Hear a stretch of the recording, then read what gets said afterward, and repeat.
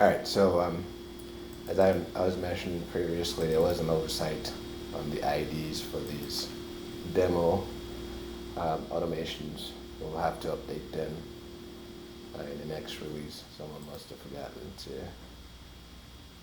to fix the IDs. Basically, two of them were sharing the same ID, which caused the previous problem. So I'm gonna start up Billy again so that we can see Billy operating in background mode in mobile. So we'll start the task as we did previously.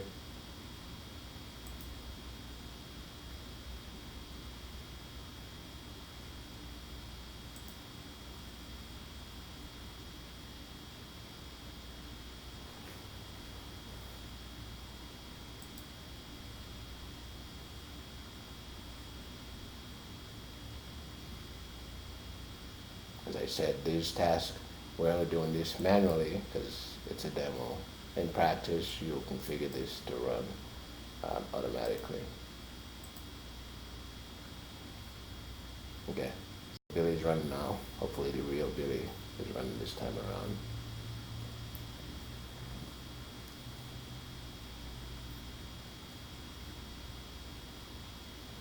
As you saw there, Billy came up automatically on the mobile interface.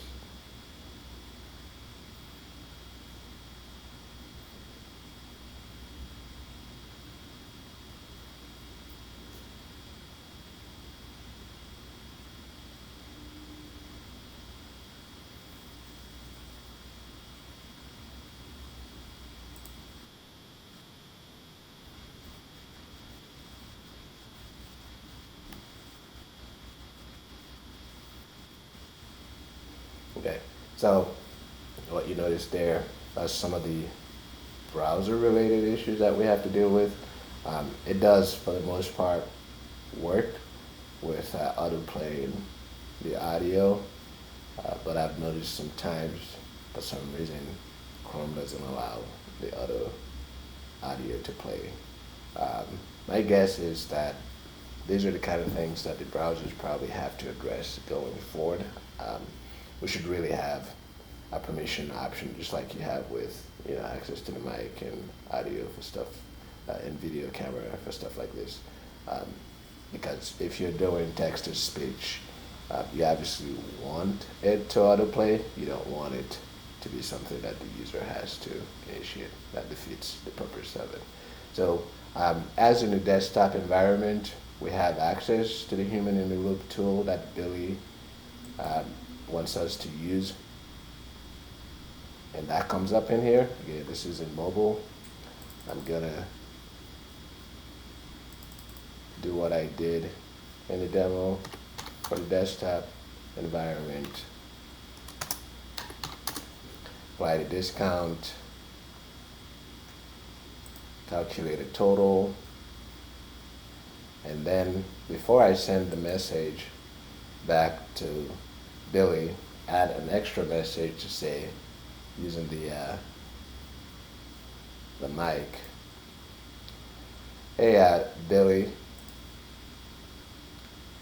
Billy, here's the code. Also remind Ava that we have an upcoming customer conference. She can find the details on our website. And we can offer more discounts if they buy more license. Thank you very much. All right, so we saved the audio recording, and now I'm gonna respond to this. Once I hit go, I'll check the email here. We should get a message.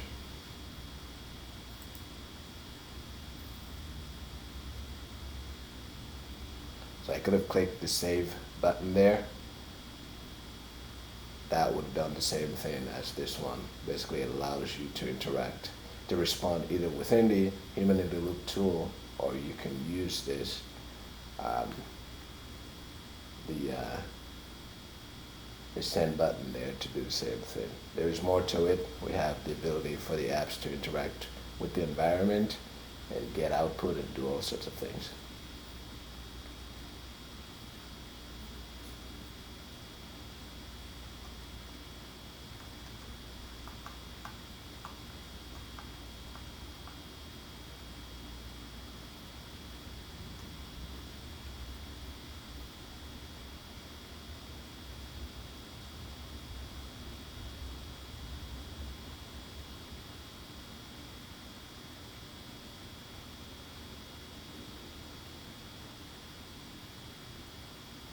can see there. I'm sure it's already done. That's why we see email there, but we'll wait for this to finish.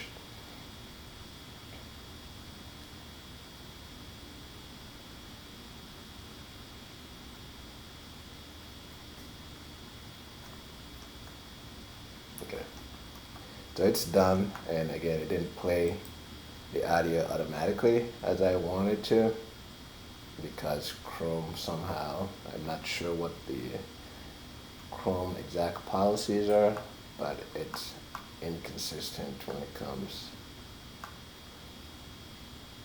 to doing the autoplay. So here's the audio. If I click that,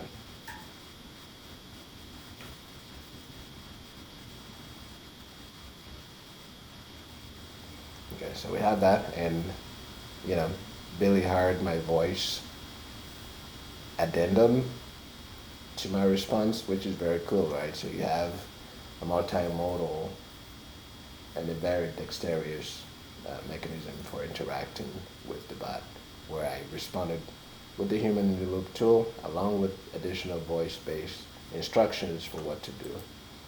Here's the email that was sent as a result with the voice, with the price code,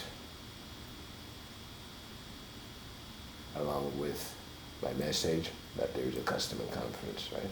So very cool. You get AI, all the power of the automation platform for Botworx on the go. We have a ton of other abilities that I haven't touched on here. We'll be releasing additional videos to show what we're cooking up to go with this. Previously I mentioned the conversation forks, and we have it here. So there are a ton of conversation forks here. Most of this is supporting prompts that support text-to-speech functionality, but it can have other things in there. We have the notification here, which shows there is another instance of Billy waiting to run. I'm not going to run it. If I close this out, it'll pop up by itself, but I'm not going to run it for now. Anyway, this gives you a sense of what's available with the mobile environment. Check it out, and it should be a lot of fun.